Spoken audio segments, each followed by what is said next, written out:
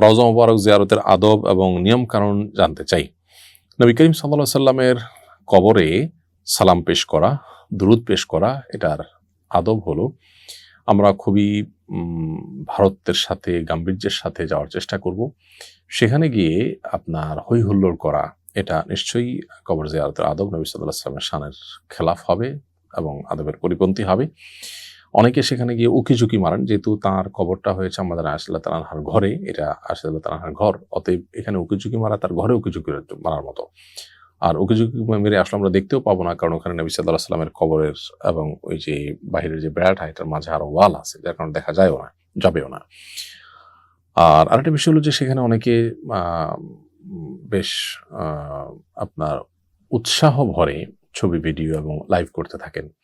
নবী করিম সাল্লাল্লাহু আলাইহি ওয়াসাল্লাম বলেছেন যে আমার কবরকে তোমরা ঈদ এবং উৎসবের জায়গায় পরিণত করবে না, যেটা অনেক উরস-টুরসে হয়, এবং এই জাতীয় আপনার লাইভ, ছবি, ভিডিও হাস্যোজ্জ্বল মোডে এটা অনেকটা উৎসবের মতো হয়ে যায়। এটা যেন না হয়, এজন্য ভাব গাম্ভীর্যের সাথে আমরা সালাত সালাম পেশ করবো ইনশাআল্লাহ। সেখানে আসসালাতু ওয়াসসালামু আলাইকা ইয়া রাসূলুল্লাহ বললে সালাত সালাম আদায় হয়ে যাবে। এর পাশাপাশি ইন্নাকা আদ্দাইতাল আমানা ওয়া নাসাহতাল উম্মাহ, নিশ্চয়ই আপনি আল্লাহর পক্ষ থেকে দেওয়া আমানত আদায় করেছেন, আপনি উম্মতকে নসিহা করেছেন, অতএব আল্লাহ আপনাকে আমাদের সবার তরফ থেকে জাযা খায়ের দান করুক। এইসব কথাগুলো বলা যেতে পারে।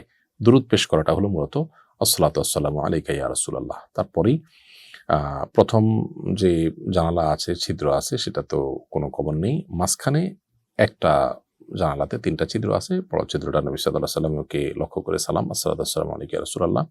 এরপরে আসসালাতু ওয়াসসালামু আলাইকা ইয়া সাহেবাই রাসূলিল্লাহ, হে আল্লাহর রাসূলের দুজন সঙ্গী আবু বকর এবং ওমর, আপনাদের প্রতি শান্তি নাজিল হোক। তাদের কবরে সালাম পেশ করব আমরা। এভাবে কবর জিয়ারত, নবী সাল্লাল্লাহু আলাইহি ওয়াসাল্লাম রওজা মুবারকের জিয়ারত আমরা শেষ করব।